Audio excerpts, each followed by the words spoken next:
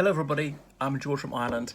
So in this video I'm going to be asking what Donald Trump's chances are in 2024 if he agrees to stand, well, chooses to seek the Republican nomination first of all. So on the face of it, the chances aren't good because few sitting presidents have lost office. And so for those who've lost office and they've sought to regain that office, only one's ever been successful, and that was Grover Cleveland last time in 1892 in highly unusual circumstances. So four other presidents, former presidents, have sought to regain their office. First of all, Old Kinderhook, Martin Van Buren, the shortest ever president, the only president not to be a native speaker of English, grew up speaking Dutch.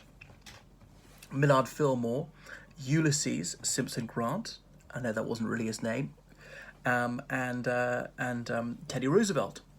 Now, admittedly, Millard Fillmore did it for a third party, the American Party, that's the so-called Know-Nothings. And Teddy Roosevelt did it for the Progressive Party, not his previous Republican Party. The Progressives, better known as the Bull Moose Party. Anyway, all too often Trump has broken precedent just because most people who attempted to regain the presidency have failed. That doesn't guarantee he'll fail. It's constitutionally possible, it's politically possible, and indeed it has happened. It's just unlikely. So, I mean, he won the Electoral College despite losing the popular vote by more than anybody else who's gone on to win the Electoral College. And that's only happened twice in the last 150 years, that to someone who's lost the popular vote by so much and gone on to win the Electoral College. And also refusing to admit that he lost in 2020 is also unprecedented. Well, despite every other candidate who lost ever acknowledging it, okay, I lost. They all had the moral courage to man up and say, I lost. But he is unique in not having that common decency or objectivity, in not wanting to heal the nation. Al Gore lost in what must be the most frustrating possible circumstances, having won by 500,000 votes at the popular vote, or Hillary Clinton winning by 3 million votes. But even she found in herself the courage to say, okay, I realise I lost the Electoral College, I'm not the president, he is. Anyway, we see Trump has been going against precedent in so many other ways, failing to appoint dozens of ambassadors during his term, adulating Kim Jong-un and so on, visiting North Korea, which no other serving president has done, being so effusively laudatory about Vladimir Putin, making some highly disobliging remarks about his British hosts days before he arrived in the UK for a state visit, refusing to release his tax return.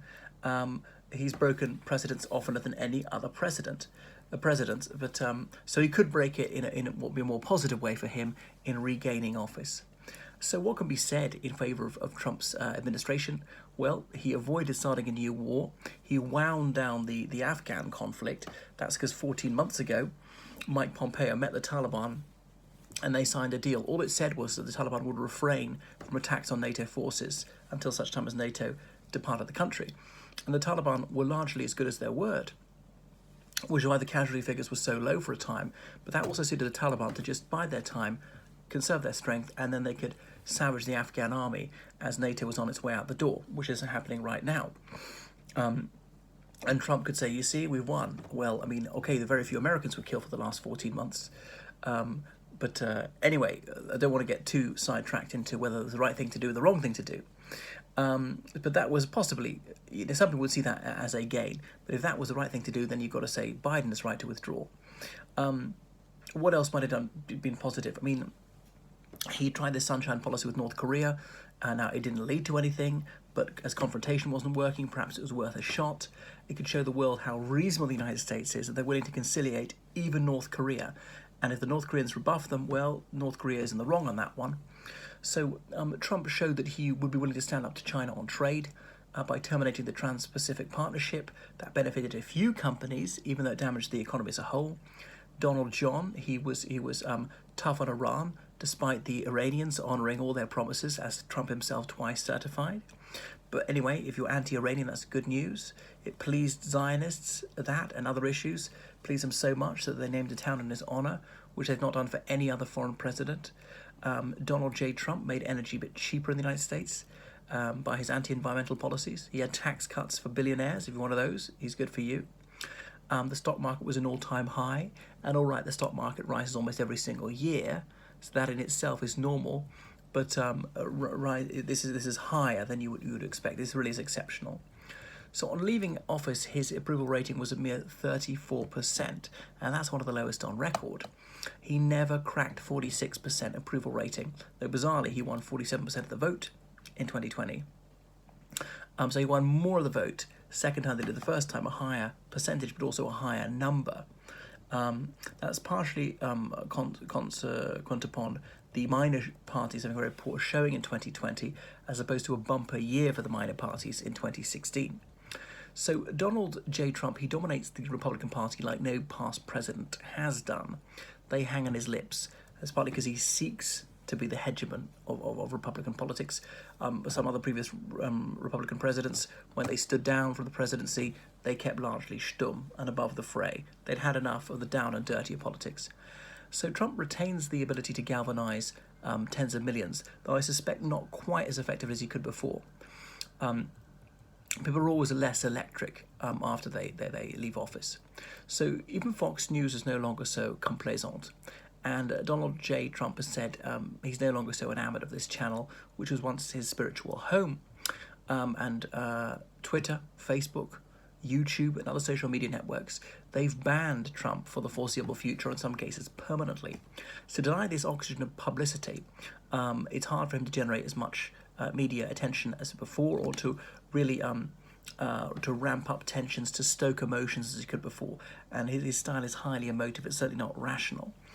So the social media networks, the beauty of it from Trump's perspective was allow him to bypass the mainstream media, which he claimed was liberal and biased against him.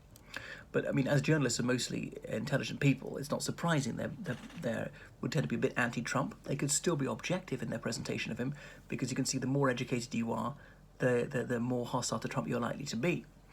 By contrast, Biden's been relatively laconic, and his ratings would be coveted by most presidents. They're not sky high, but Trump's was so woeful that the Biden seemed really good in comparison. So these are creditable ratings despite the testing circumstances that Biden finds himself in, with economic difficulties that the US is lifting out of now, coronavirus to contend with. So it's important to examine these issues dispassionately, to take off the partisan blinkers. And just because something's unattractive to you, that doesn't make it untrue. You must seek the truth, however unpalatable that can be. Self-delusion's got no place in political analysis. You've got to find the truth, to face the truth, just as Trump doesn't, and only then can you formulate a strategy. So fame is a bit like a muscle. It needs to be exercised, or it atrophies. Now, Trump won't be forgotten, but on the other hand, he won't be as famous as he was, as I say, because he's slightly yesterday's news, and he doesn't have as much access to the media as he used to, and he's just less newsworthy because he no longer is the most powerful man on the planet. And contrary-wise, the public could have had a surfeit of Trump. Too much Trump might have, jaded the public palate for Trump. So giving people a break for a while might be a good thing. People might get bored of him otherwise, but could he come back with a media blitz in 2024, having been relatively quiescent for a few years? It could make some sort of media blitz all the more effectual. Well, into some numbers crunching, and it's difficult to extrapolate from previous presidential elections. There have been 58 presidential elections in the United States ever. So some people say that's just not enough data to draw too many conclusions from. I mean, especially as the electoral system has changed beyond recognition from, say, the 18th century, where only rich white men were permitted to vote, and the current political parties didn't even exist, and obviously there's no mass media, and blah, blah, blah. Anyway, Trump lost by 4.5% of the vote. That was opposed to losing it by 2% of the popular vote in 2016. So Trump could, in principle, overturn that 4.5% deficit, but it would be hard. The demographics are going the way of the Democrats, who've also got the incumbency factor. So the Democrats start with a notional advantage of about 6.5%, and I'll explain why. As I say, the shift in the ethnic balance of the voters. So the new survey came out, new census data, and people who are solely white is 5.8%, 59.8% of the population, because people can identify as white and African American, or white and Hispanic, white and Asian, for instance, because many people are mixed race. But even so, we all know that the whites are declining. Religiosity is maybe declining a little, and religiosity is probably the single biggest indicator of likelihood you'll vote Republican. They're people who are turning 18, and the junior generation are more non-white than the senior generation. People who are naturalized as US citizens are mostly Hispanic these days, and these new voter groups, they all break heavily in favor of the Democrats. Now, that doesn't guarantee that the Democrats win, and even they do win, not necessarily by 6.5% of the popular vote. And you could win the popular vote by 6.5% and still lose the Electoral College, so that would be difficult. Okay, so we start at that 6.5% notional advantage. That doesn't mean there's anything unfair about it. It's not rigged like Trump would have you believe. It's just the way the parties have managed to attract people. And you can break down the population by race, by income, by religiosity, by gun ownership, by state, by age cohort, by level of education, by affluence. Number crunching the data like that, you'll see that the Democrats have that theoretical head start. Anyway, it much depends on how well or badly the campaigns are run, on the candidates who are selected, and as Harold Macmillan used to say, the most important thing in politics, events, dear boy, events. So Republicans seem to be at a bit of a disadvantage. But if the economy continues to grow as rapidly as it is, the Democrats will have even more of an advantage. But even that isn't insuperable.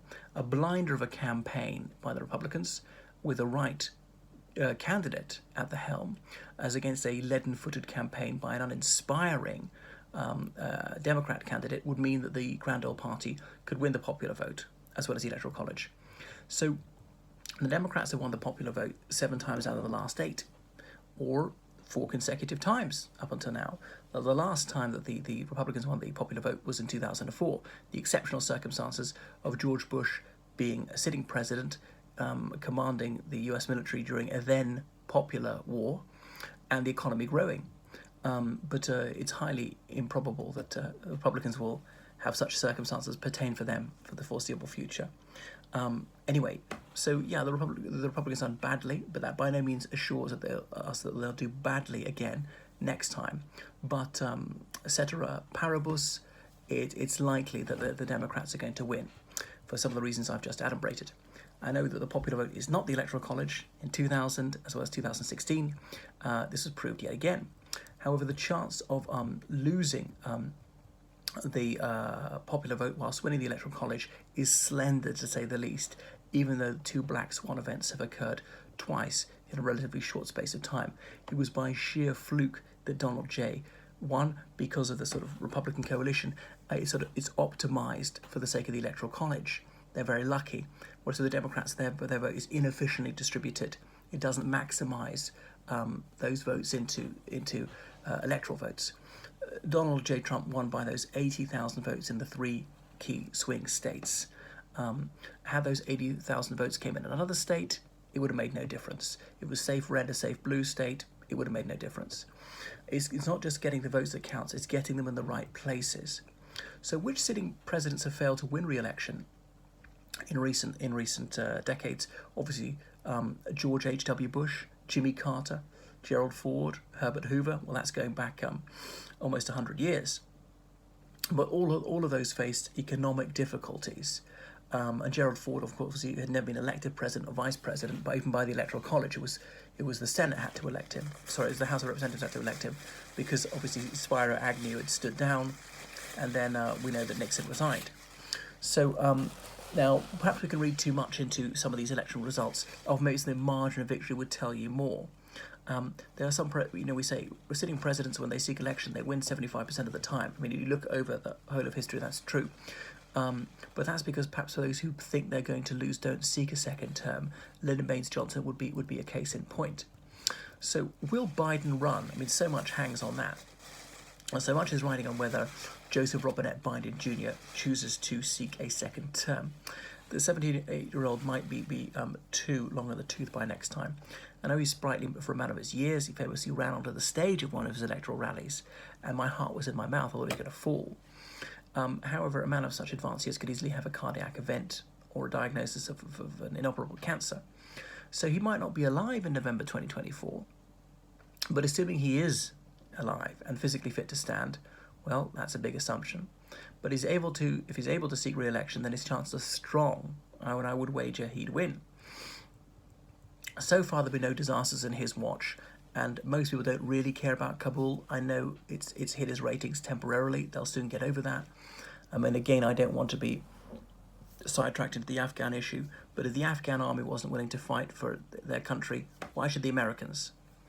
Anyway, Biden's stewardship of the ship of state has been steady. Vaccinations proceeded apace. Well over 50% of Americans are double vaccinated. The economy is roaring back. And if the economy is booming in 2024, it will look very good for Biden. That doesn't mean he'll win by miles, but that he would win. As his plan to upgrade infrastructure is stimulating the economy too, and and there's the incumbency factor. So JRB is a seasoned politician. He's everyone knows he's a formidable opponent.